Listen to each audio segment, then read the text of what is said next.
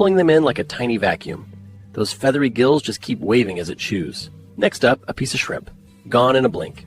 A pellet, a little cube, more worms. Each one gets the same gentle shrimp, bloodworms, and some little pellets. Watch the worm disappear. Now a bit of shrimp, crunchy, and a pellet for balance. Bloodworms are like candy. Look at those gills go. Big piece of shrimp, no problem. That little